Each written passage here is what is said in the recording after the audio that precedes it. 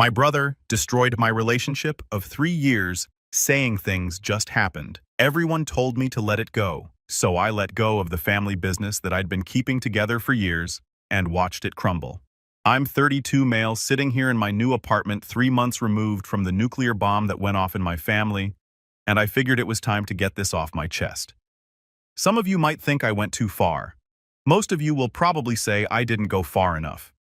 Either way, here's how I systematically destroyed my family's finances after discovering my brother had been screwing my girlfriend for our entire 3-year relationship.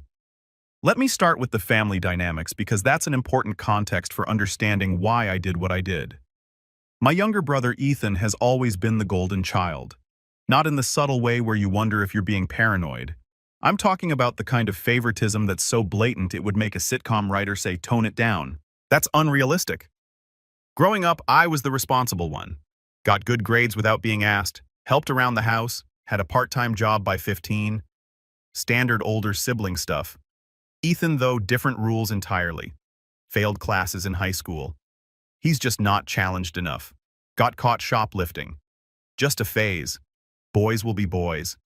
Crashed dad's car. Accidents happen. That's what insurance is for. Meanwhile, I got a 2-week grounding for coming home an hour past curfew because I was helping a friend whose car broke down. The real kicker is how this followed us into adulthood. I worked my ass off to get through college, graduated with a finance degree, and landed a solid job as a financial analyst. Nothing glamorous, but I made decent money and was climbing the ladder. Bought my own place at 26, paid off my car, had actual savings. Ethan dropped out of college after 1 year, bounced between ventures that never panned out, and lived in mom and dad's basement until he was 25. Every failed business was just bad timing, or people didn't understand his vision. Every job he quit was because his boss couldn't handle his innovative ideas. But here's where it gets relevant to the story. 3 years ago, Dad asked me to help him restructure his construction company's finances.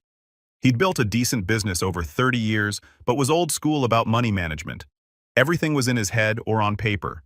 No real systems in place. I spent 6 months setting up proper bookkeeping, creating spreadsheets for project tracking, and establishing relationships with better suppliers. I saved him probably $80,000 that first year just by streamlining operations. His thank you a handshake, and that's what family does.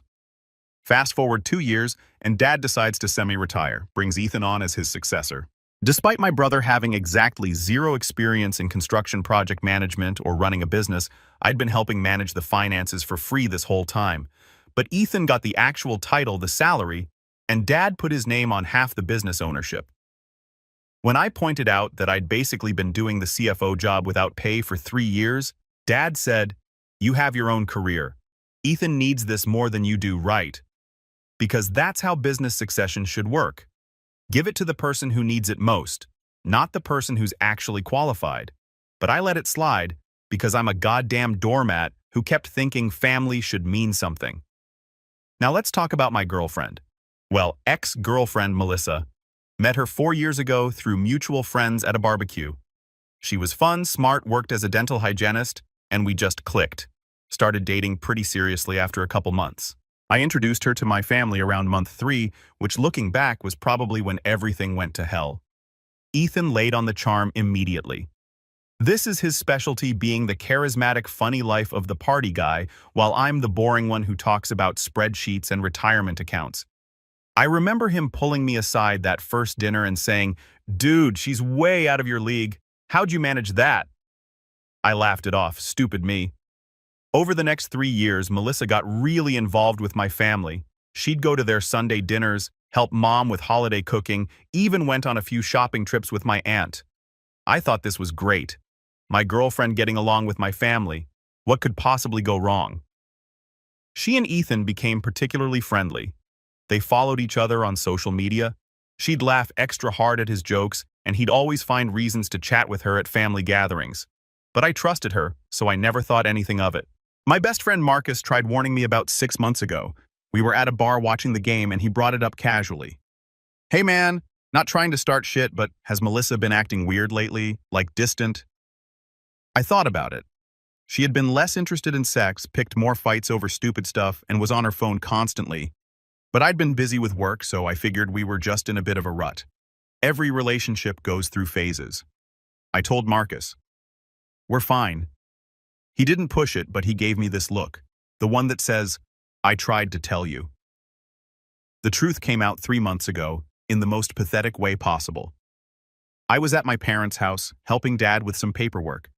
Ethan was supposed to be at a job site, and Melissa was supposed to be working an afternoon shift.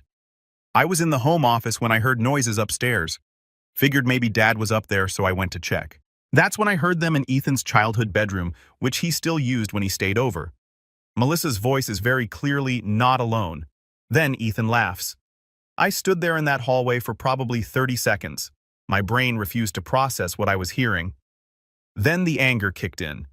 Not the explosive kind, the cold, calculating kind that makes you think clearly for the first time in years. I pulled out my phone and started recording audio through the door. Got about 2 minutes of very incriminating evidence. Then I walked downstairs, got in my car, and drove home. Didn't confront them. Didn't burst through the door. Just collected evidence and left. That night, I went through Melissa's laptop while she was in the shower. I know invasion of privacy, but fuck it. My gut was right. Found messages going back almost 3 years, pretty much our entire relationship. The messages were disgusting. Not just the sexual stuff, but the way they talked about me. He's so boring in bed. Does he ever just do something spontaneous? Your brother's cute, but he's basically a robot. Ethan's responses were worse. He won't find out. He's too busy with work. Sometimes I feel bad, but like she clearly prefers me. Honestly, dude's got no game. The timeline was damning. First message was dated 3 months after Melissa and I started dating. They had been screwing around at family gatherings in my apartment when I was at work, even in my car once when Melissa borrowed it. I spent that entire night documenting everything. Screenshots, timestamps, the audio recording from earlier. Built a complete file. Then I opened a beer and started planning. The next morning, Melissa tried to have sex with me. I told her I wasn't feeling well. She seemed relieved. I spent the week acting completely normal. Went to work, came home, had dinner with Melissa, watched TV. The whole time I was setting my pieces in place. First, I contacted 3 different lawyers and set up consultations. Wanted to understand my legal options, especially regarding Dad's business and any financial entanglements. Second, I backed up every file I'd created for Dad's company to a personal hard drive. 3 years of financial records, supplier contracts, project management systems, client contacts, everything that kept that business running smoothly. Then I reformatted the company's backup drives. Whoops! Third, I started making phone calls. Remember how I built relationships with their suppliers? Time to use that. Told them I was leaving the company and wanted to thank them for their business. Casually mentioned I'd be freelancing as a financial consultant if they ever needed help. Several said they'd keep me in mind. Fourth, and this is important, I reached out to their biggest client, a property development company that accounted for about 40% of my dad's revenue. The owner, Richard, and I had become friendly over the years. I'd helped him understand the bids, explained cost breakdowns, and even caught a few errors that saved him money. I told Richard I was stepping away from the family business and wanted to give him a heads up that he should probably review all future contracts, carefully mentioned that my replacement didn't have much experience with commercial construction. Richard thanked me and said he'd keep that in mind. Then I waited for the perfect moment. It came the following Sunday at family dinner. Everyone was there. Mom, Dad, Ethan, my aunt, and Uncle Melissa. I'd brought my laptop, telling everyone I wanted to show them photos from a work event. We finished eating and Mom was clearing plates when I stood up and said I had something to share. "So, I've got some news," I started. "Melissa and I are breaking up." Everyone froze. Melissa went pale. Ethan stared at his plate. Mom immediately started with, "Oh, honey, what happened? You two seemed so happy." "Well, that's actually the interesting part," I said, pulling up my laptop. "We seemed happy because I didn't know Melissa had been fucking my brother for the last 3 years. The silence was deafening, then chaos. Mom gasping, Dad demanding to know what I was talking about. My aunt looking between Ethan and Melissa like she couldn't process it. I pulled up the screenshots, turned the laptop around. Here's 3 years of messages. Here's the audio from last week when I caught them in Ethan's old room. And here's a compiled timeline showing they've been screwing around at basically every family gathering since month 3 of my relationship. Melissa started crying immediately. Not the "I'm sorry I hurt you" crying that I got caught crying. Big difference. Ethan, though. Ethan tried to play it cool. "Look, man," he started. I cut him off. "Do not fucking talk to me." Mom predictably went into damage control mode. "Let's all just calm down and discuss this rationally. Getting angry won't solve anything." "I am calm," I said. "I've had a week to process this. What I'm not going to do is pretend it didn't happen." Dad finally spoke up. "Son, this is obviously very serious. Ethan, what the hell were you thinking?" Ethan shrugged. Actually shrugged. "I don't know, Dad. These things just happen sometimes. These things just happen." That's when I lost it. Not yelling wise, but something inside me just went completely cold. "You know what?" I said. "You're absolutely right. Things do just happen. Speaking of which, I wanted to let you know I'm done with the company effective immediately. No more free financial consulting, no more managing the books, no more supplier relationships. You two have fun figuring it out." Dad's face went from angry to concerned real quick.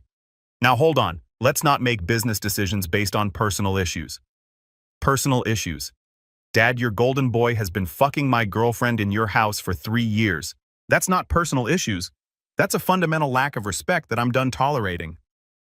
Melissa started talking then some shit about how it just happened and how she never meant to hurt me and blah blah blah. I cut her off. "You're done talking. Get your shit out of my apartment by tomorrow night or it's going in the dumpster." Then I turned to Ethan and you. "I hope she was worth it, really, because you're about to find out what that company looks like when you actually have to run it yourself." Mom started in with her peacemaker routine. "Let's not say things we'll regret. Family is forever. And I know everyone's upset right now, but Mom, I'm going to stop you right there." I said, "You've spent my entire life making excuses for Ethan. Every failure, every screw-up, every selfish thing he's ever done, you've enabled him to become the kind of person who'd do this without a second thought. So, no, I'm not interested in keeping peace. I'm interested in never seeing any of you again." I closed my laptop and walked out. Didn't look back. Didn't give anyone a chance to respond. Just left. Got in my car, drove to Marcus's place and told him everything. His response, "Finally, I've been waiting for you to grow a spine." The next day was Monday. I went into Dad's office early before anyone else arrived, packed up my personal items, deleted my login credentials from all the company systems, and left my keys on the desk. Then I sent an email to Dad and Ethan. "I'm officially resigning from any involvement with the company, paid or unpaid. All financial records, project files, and supplier contracts are backed up on the system. The login credentials are with your IT guy. I've removed my access to all accounts. Best of luck with future projects. Don't contact me unless it's through a lawyer." I forwarded that email to my personal account and the lawyers I'd consulted with. Paper trail, baby. Melissa showed up at my apartment that night crying and begging to talk. I had the locks changed that morning so she couldn't get in. She stood outside my door for 20 minutes before finally leaving. The text started after that from everyone. "Mom, please don't do this. We can work through it as a family. Dad, we need to talk about the business. This is bigger than personal feelings." Ethan, "Bro, come on. You're really going to throw away family over this? Sorry, man. But sometimes these things just happen. Can't we just move past it?" That fucking text from Ethan made my blood boil all over again. Sometimes these things just happen. I forwarded it to Mom with a simple message. "This is who you raised. Congratulations." Her response, "He's young and made a mistake. Don't cause drama by holding grudges. We're family." Don't cause drama. That's what pushed me from walking away to actively burning it all down. See, I was going to just cut contact and move on with my life. Get therapy, heal, find someone who wasn't a cheating piece of shit. But that text from Mom, that crystallized something for me. They didn't think what happened was actually wrong. They just thought I was overreacting. So I decided to give them a real problem to worry about. Remember those supplier relationships I'd built time to activate them? I reached out to their lumber supplier first. These guys provided about 60% of their materials for residential projects. Had a great relationship with the owner, Tom, who'd always appreciated how promptly I processed payments and caught invoicing errors. "Hey, Tom, just wanted to give you a heads up," I told him over the phone. I'm no longer with the company. My brother's taking over the financial side, and he's got some different ideas about payment terms. Tom was quiet for a moment. Different how? Well, you know how we always did net 30 and actually paid on time. Yeah, I can't speak to whether that's going to continue. Just thought you should know since we've had such a good working relationship. Tom thanked me for the warning. Within a week, they switched Dad's account from net 30 to payment on delivery. No more floating costs between projects. I made similar calls to their other major suppliers. Didn't badmouth the company directly, just mentioned I was no longer managing finances and couldn't vouch for future payment reliability. Most of them tightened their terms immediately. Then I reached out to Richard, the property developer, took him to lunch, told him the full story of what happened. He was sympathetic and mentioned he'd been thinking about my warning. Your brother put in a bid for our Oak Street project. Richard said, it's about 30% lower than what you would normally quote. Yeah, that's because he doesn't understand that those margins are already tight. He probably thinks he can make it up somewhere, but he can't. You'll get halfway through the project and either quality will tank, or he'll come back asking for more money. Richard nodded slowly. What would you bid for that project? I did some quick mental math factoring in material costs, labor, and realistic profit margins. Gave him a number that was 25% higher than Ethan's bid, but actually achievable. That's more in line with what I expected, Richard said. Tell you what, I'm going to decline your dad's bid. If you ever want to start your own consulting firm, let me know. I'd rather work with someone who knows what they're doing. That lunch planted a seed, but I'll get back to that. The following week, I started noticing the pressure building on Dad and Ethan. Dad called me directly for the first time, skipping the texts. We need to talk about the supplier situation, he said, trying to sound authoritative but mostly sounding stressed. They're all changing our payment terms. Do you know anything about that? No idea, Dad. I'm not with the company anymore, remember? These relationships took years to build. Yes, they did. I built them by being reliable and professional. Maybe they're just adjusting to the new management structure. He was quiet for a long moment. The Oak Street project fell through too. Richard said our bid wasn't realistic. That's unfortunate. You talked to him, didn't you? I had lunch with a former client. Yes, as a private citizen. Is that illegal? He hung up on me. The text from Mom intensified. I was being vindictive. This was affecting the whole family. Why couldn't I just let it go? They'd said they were sorry. Except they hadn't. Not really. There was no apology that acknowledged what they'd actually done wrong. Just sorry you're upset and sorry this happened and let's move past this. So I kept going. I set up a consulting LLC. Took me about 2 weeks to get everything registered and set up a basic website. Reached out to my network in the construction industry, contractors, project managers, developers I'd worked with over the years, offered financial consulting services, bid preparation, supplier, negotiations, bookkeeping, whatever they needed. Within a month, I had 4 clients. Within 2 months, I was making more money than my day job. Gave my notice at the financial analyst position and went full-time consulting. And here's the beautiful part. 3 of those clients were companies that used to subcontract with Dad's business. They didn't do it to spite him. They just needed financial expertise and I was available. But it meant projects that would have gone to Dad were now going to competitors who had better financial management. Dad's business started hemorrhaging money, not dramatically at first, just a slow bleed. Projects coming in under budget that they'd bid too low on. Material costs exceeding projections because Ethan hadn't factored in delivery fees and waste. Labor running over because Ethan had optimistically scheduled everything without buffer time. About 3 months after I left, Dad called me again. We need help, he said. No preamble, no small talk. The business is in trouble. I'm sorry to hear that. Don't give me that corporate shit. You know exactly what's happening.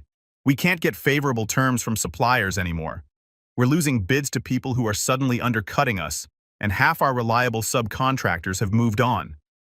Sounds like a rough market, I said. Have you considered hiring a financial consultant? I hear there are some good ones available. God damn it, stop playing games. This is serious. You're right, it is serious. So was what Ethan and Melissa did. So was your response when I told you about it. Remember that, don't cause drama. Well, this isn't drama, this is business. If we go under your mother and I lose everything, the house, our retirement, all of it. That gave me pause. Not because I felt bad, but because I wanted to make sure I understood the scope. What do you mean, everything? Turns out, in his infinite wisdom, Dad had been using the house as collateral for business loans. The construction business had grown over the years, but so had the debt. When times were good and I was managing the finances, the cash flow covered everything. Now, not so much. How much are you underwater? I asked. About $300,000, maybe more. Jesus Christ. Dad, that's not something that happened in 3 months. How long have you been operating at a loss? Silence. Then, maybe a year. Ethan said he had it under control. Of course he did. Let me guess. Ethan's been paying himself a salary this whole time. He's the managing partner. He deserves compensation for his work. And how's that working out? More silence. Here's my offer, I said. I'll consult for your business. My rate is $200 an hour, minimum 20 hours per week. Build bi-weekly payment due on receipt. I'll audit your finances, create a realistic budget, and renegotiate with suppliers where possible. But here are my conditions. 1. Ethan is removed from any financial decision-making. 2. Any major business decision goes through me first. 3. We never discuss personal family matters. This is purely business. That's excessive. You used to do this for free. I used to do a lot of things before your son fucked my girlfriend in your house for 3 years while you all covered for him. Prices have gone up, take it or leave it. He took it. Not because he wanted to, but because he was desperate. I showed up the following Monday with a contract that would make a loan shark proud. Beyond my hourly rate, I had clauses about decision-making authority, access to all financial records, and the ability to terminate the contract with 2 weeks' notice if they didn't comply with my recommendations. The audit was worse than I expected. Ethan hadn't just been bad at the job. He'd been actively terrible.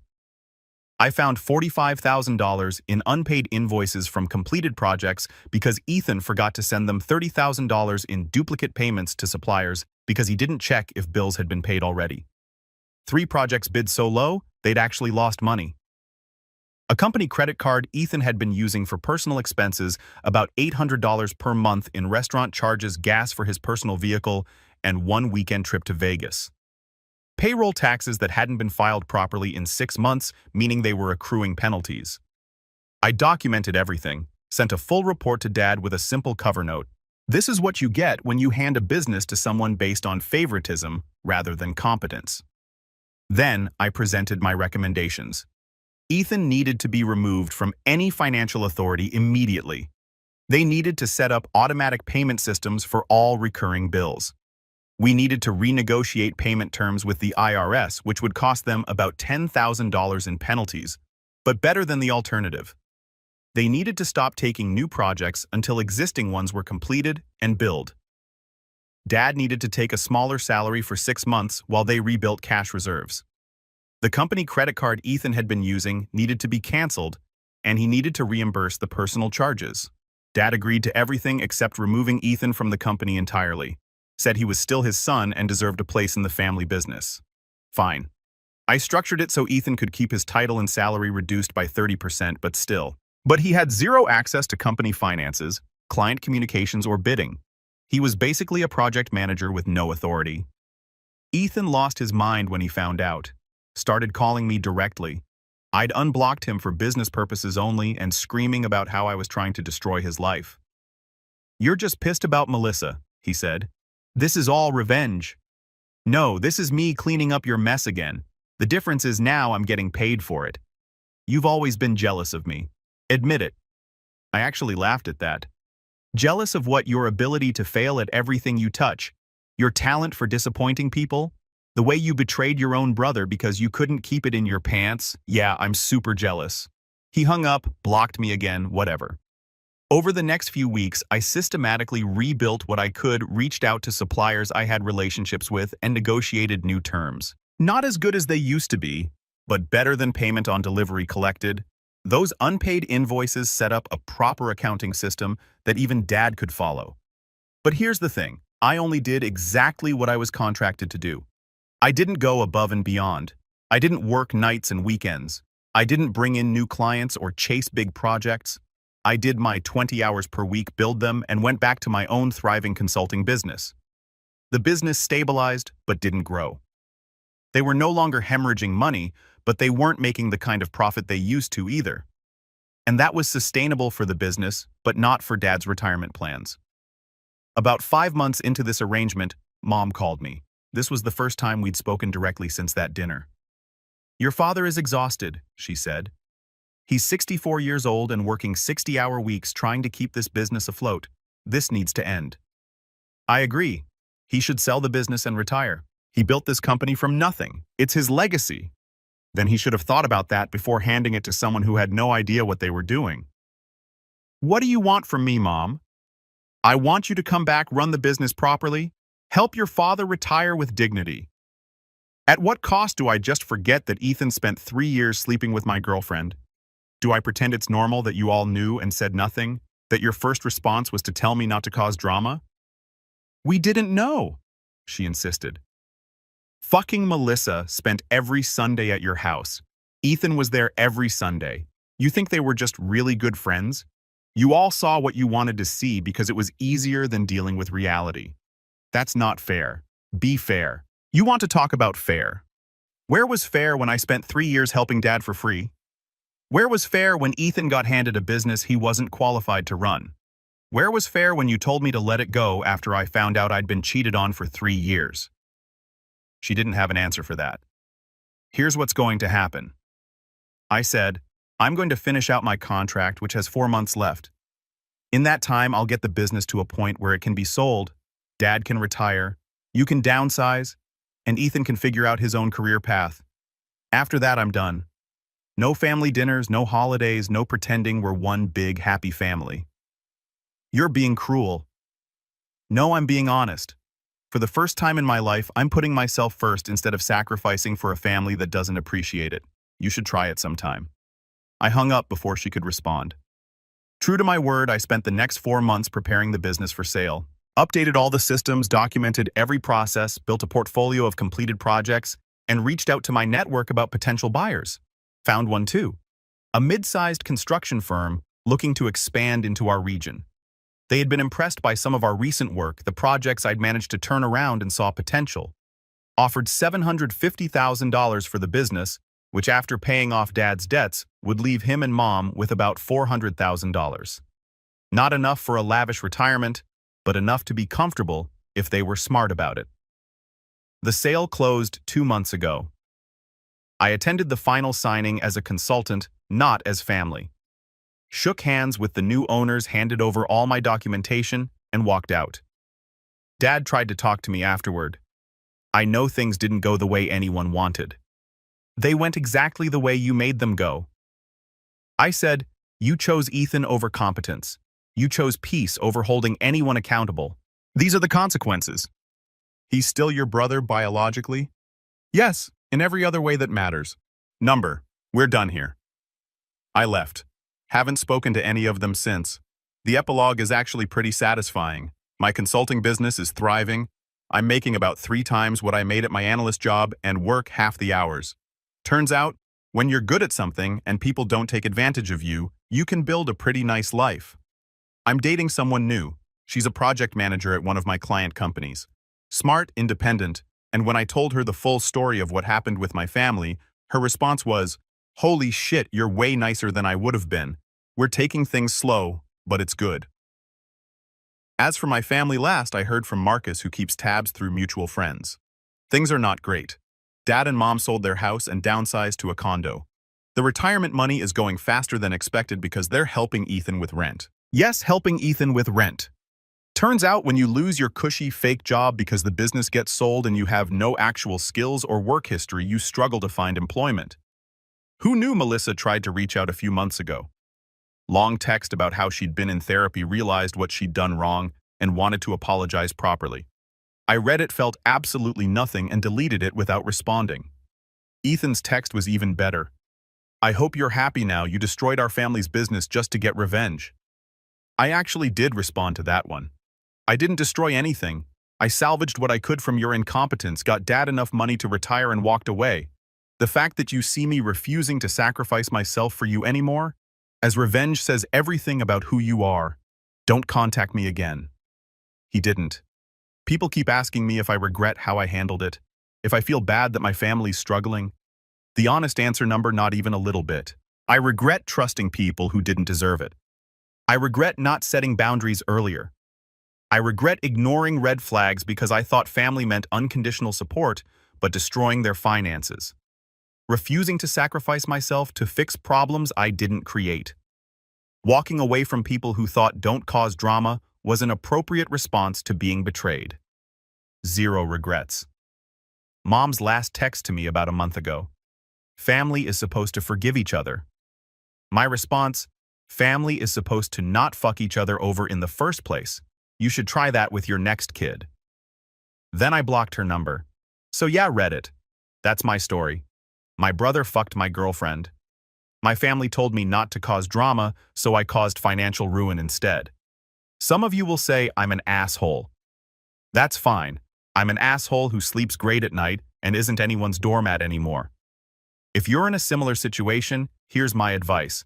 Stop setting yourself on fire to keep other people warm. Stop sacrificing for people who wouldn't do the same for you.